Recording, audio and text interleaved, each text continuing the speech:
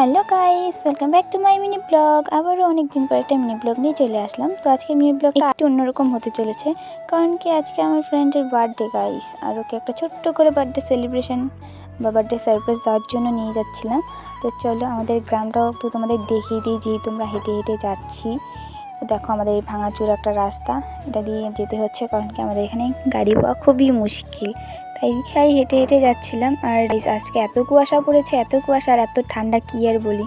তবু আমরা বেরিয়ে পড়েছি বান্ধবীর বার্থডে সেলিব্রেশন করার জন্য। আর প্রিয় বান্ধবী বলে কথা, বার্থডে না করলে হয়।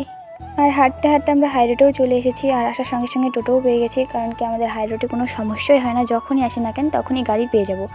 তো দিন দেখো এখানে কেকের দোকানেও চলে এসেছি। আসার পর মিলির এই কেকটা পছন্দ হয়েছে, তো ওই কেকটা নেওয়ার পর আমি ব্যাংকে চলে আসলাম, ব্যাংকে একটু টাকা তোলার ছিল। তো ওখান থেকে চলে আসলাম একটা রেস্টুরেন্টে, এখান থেকে কিছু খাওয়া দাওয়ার নিয়ে তারপরে যাবো এক জায়গায়।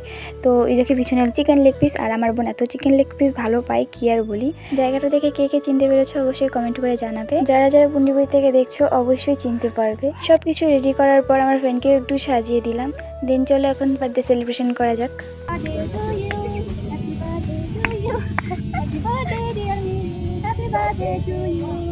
এখানে আমাদের বার্থডে কেক কাটাও শেষ, আর এখন খাওয়া দাওয়া করে বাড়িতে যাব।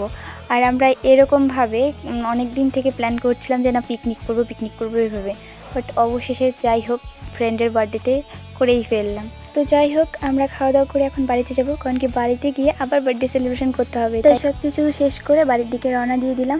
আর আমার ছোট্ট ছোট্ট মিনি ব্লগগুলো কেমন লাগে অবশ্যই কমেন্ট করে জানাবে।